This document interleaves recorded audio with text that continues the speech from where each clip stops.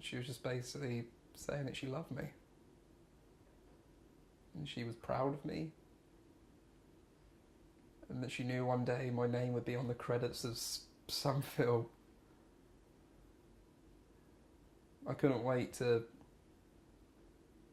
come to uni and to make films that I could show her.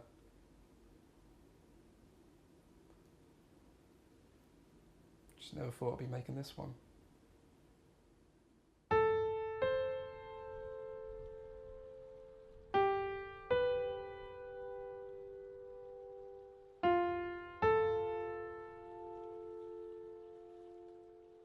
Being back in here it's really strange. The grief suddenly comes back. I grieve every day, I think about Mum every day. But then, you'll go to a certain place where you've got lots of memories of that person. And this church, Mum and Dad got married here in 1990. And then 27 years later, we were here for Mum's funeral.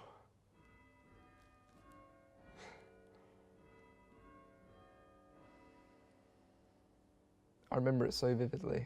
I was standing right here in front of about 500 people. And I wrote a poem for Mum that I wanted to read out.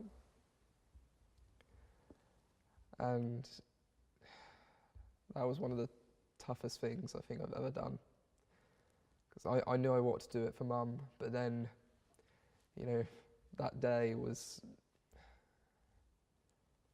the worst day of my life.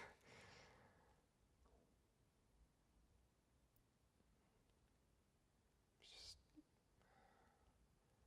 a bit lost for words. Just kind of brings it all back.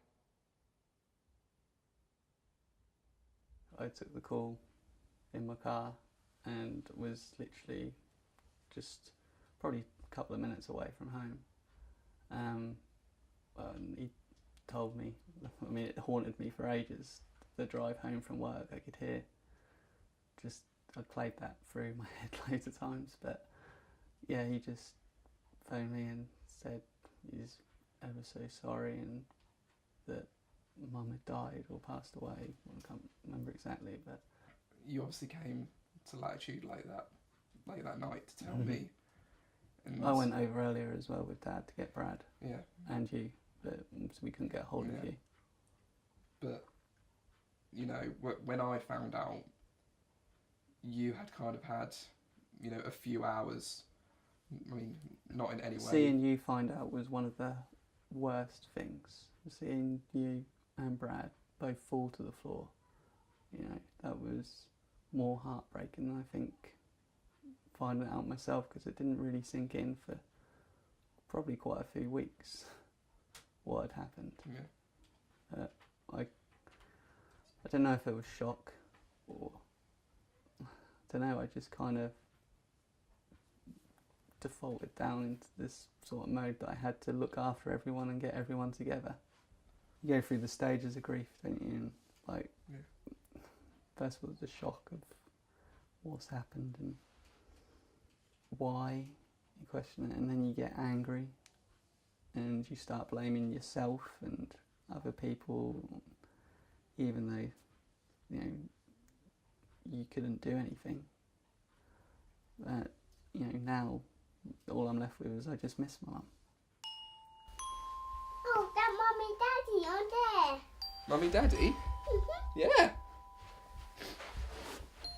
Who's that one? Nanny Archer. Nanny Archer, yeah. Goodbye. Nanny Archer in day. Nanny Archer in Sky. Yeah. Mhm.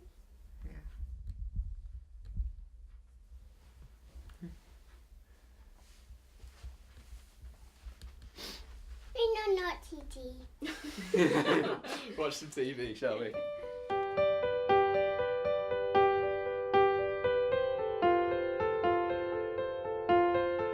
15th of July, it was a Saturday, and the Latitude Festival, music festival, was in our region, Happens every year, like about 5 minutes away from where I live.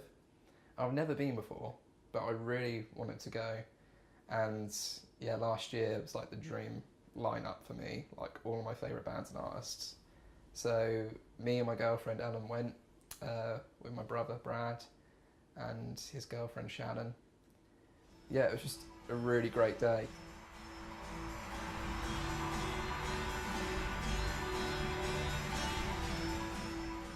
Coming out of the festival, and I suddenly had all these voicemails on my phone from Dad just saying, you know, you need to come home, you need to come home. So I rang him, and I don't know why, but it just occurred to me to ask, is it something to do with Mum? And he said, yes. And then I said, well, was she in hospital? Was she okay? And he just said no. When Dad got to Latitude, you know, Dan was with him. Before Dad opened his mouth, I knew that she wasn't here anymore. And hearing that, you know, hearing him say, Mum's died, you have this very surreal moment where you think you're dreaming. Because, you know, she can't be dead. That's my mum, you know, I just saw her this morning. But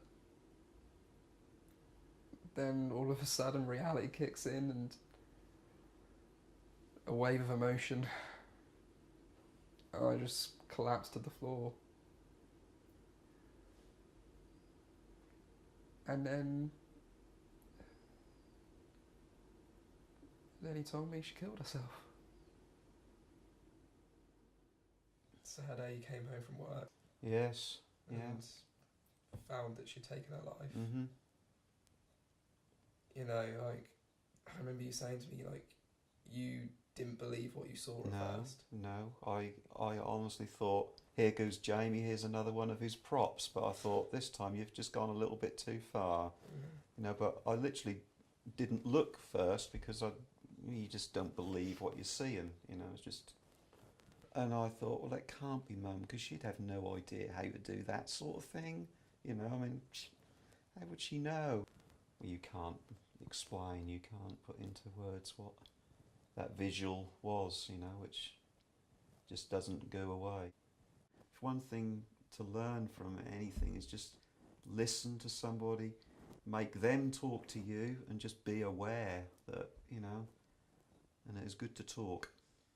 Well, that's the thing, like, the reason I want to make this documentary is, you know, if I would have seen something and heard someone else's story in the past, and kind of how, you know, secretive people with depression can be about their depression, that maybe made me think, oh, Mum's crying a lot, there's something wrong. But the thing is, like, we had no idea what to look for. Well, can you remember when we went to the doctors quite soon after Mum's passed, and we all went to the doctors as a family just to have a chat with the doctor? And the doctor said that the ones who actually do it are the silent ones. You know, they're the ones who go slip under the radar.